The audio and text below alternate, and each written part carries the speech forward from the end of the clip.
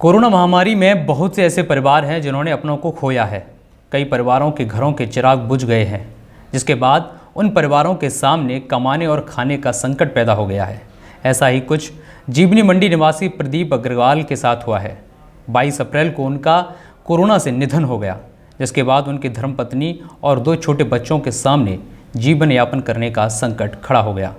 इस संकट की घड़ी में महापौर नवीन जैन ने सामाजिक संस्था कमला नगर विकास समिति के द्वारा मदद का हाथ बढ़ाया है।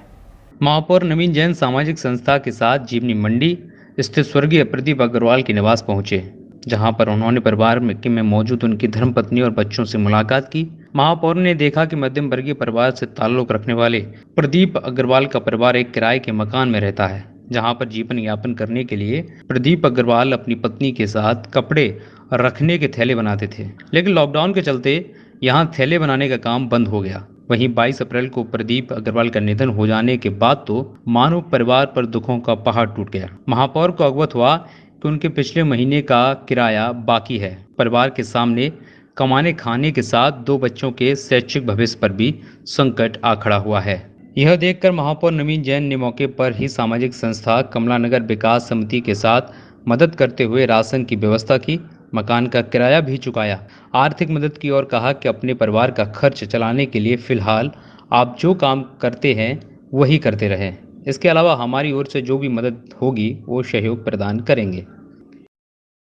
जीवनी मंडी निवासी श्री प्रदीप अग्रवाल जी का कोरोना के कारण से 22 अप्रैल को स्वर्गवास हो गया था और उनके परिवार में 2 ये छोटे बच्चे हैं और इनकी पत्नी है और ये खुद मजदूरी का काम किया करते थे, दोनों पति पत्नी मिलकर।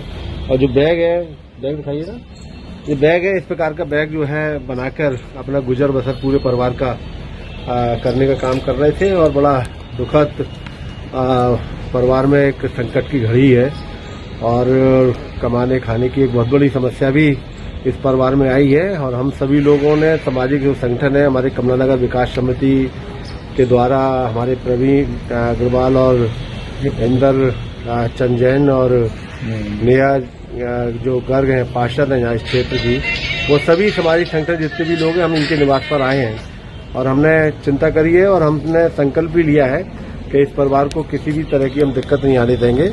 और इस परिवार में जो दोनों बच्चे हैं इनकी पढ़ाई का पूरा खर्चा हम लोग उठाएंगे और जब तक ये पढ़ना चाहें पढ़ें। इनकी फीस, इनकी ड्रेस, इनकी किताबें, जो भी एक पढ़ाई में खर्चा आता है वो सारा खर्चा हम सभी लोग वहन करेंगे।